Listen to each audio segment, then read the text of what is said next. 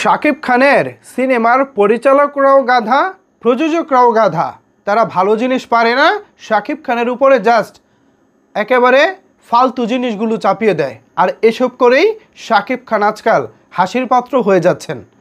ভালো মার্কেট, ভালো পজিশন এই গাধা পরিচালক এবং প্রযোজকরা বুঝতেই চায় না।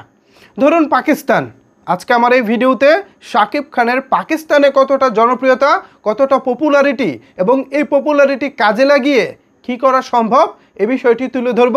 আশা করি শাকিব খানের ভক্ত যারা আছেন, শাকিবিয়ান যারা আছেন, আপনারা এই ভিডিওটি সম্পূর্ণ দেখবেন এবং শেষে গিয়ে অবশ্যই আপনারা আপনাদের মূল্যবান মতামত জানাবেন। তার আগে ভিডিওটি শেয়ার করে দিন, সবাই যেন দেখতে পারে। ভিউয়ার্স, আমি গতকালকে পাকিস্তানের একজন কন্টেন্ট ক্রিয়েটর তথা ইউটিউবারের ভিডিও দেখতেছিলাম। তিনি রাস্তায় ঘুরে ঘুরে বিভিন্ন বিষয় নিয়ে মানুষজনকে প্রশ্ন করেন। এর মধ্যে তার কন্টেন্টের উল্লেখযোগ্য বিষয়বস্তু থাকে বাংলাদেশের। ধরুন বাংলাদেশের খাবার কেমন, বাংলাদেশি কোন নায়কের কাজ তাদের ভালো লাগে, এরকম প্রশ্ন তাদের বিভিন্ন জনগণকে তারা করে থাকেন। তো এর মধ্যে আমি ভাই অবাক হয়ে গেছি। পাকিস্তানে ম্যাক্সিমাম তরুণ তরুণী যখনই বাংলাদেশ থেকে কোন নায়ককে তাদের ভালো লাগে, কোন নায়কের কাজ তারা রেগুলার দেখেন অথবা কাকে ফলো করেন, এরকম যখন প্রশ্নটা আসে তখন সবাই শাকিব খানের নাম বলেন।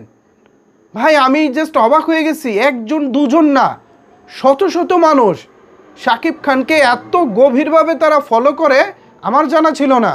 শাকিব খানের ফ্যাশন সেন্স, শাকিব খানের স্টাইল, শাকিব খানের বডি ল্যাঙ্গুয়েজ, শাকিব খানের অভিনয়, শাকিব খানের নাচ, শাকিব খানের ফাইট, ওভারঅল পুরো শাকিব খান, এই সব কিছু তারা একে একে পুঙ্খানুপুঙ্খভাবে সুন্দর করে তারা বিশ্লেষণ করতে পারে। আমি জাস্ট অবাক হয়ে গেছি এত সুন্দর করে কিভাবে পুঙ্খানুপুঙ্খভাবে তারা বিশ্লেষণ করে। বাংলাদেশি সিনেমা পাকিস্তানে মুক্তি পায় না বললে চলে। শাকিব খানের হোল ক্যারিয়ারে, শাকিব খানের পুরো ক্যারিয়ারে হয়তো খুব সম্ভবত তুফান সিনেমাটি পাকিস্তানে মুক্তি পেয়েছে।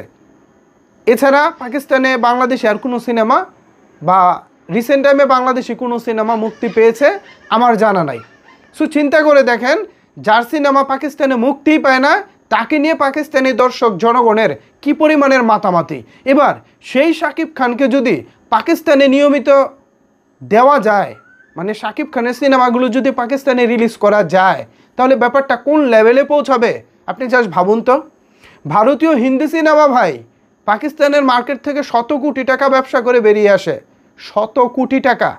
সেখান থেকে যদি আমরা 5 থেকে 10 কোটি টাকাও ব্যবসা করতে পারি শাকিব খানের জনপ্রিয়তাকে কাজে লাগিয়ে, ভাই আপনি ভাবতে পারতেছেন এটা আমাদের চলচ্চিত্রের জন্য কতটা সহায়ক ভূমিকা পালন করবে। ভাই আমাদের বাজেট স্বল্পতা আছে, আমরা বিগ বাজেটের সিনেমা বানাতে পারি না, এসব কথা বলাও তখন বন্ধ হবে।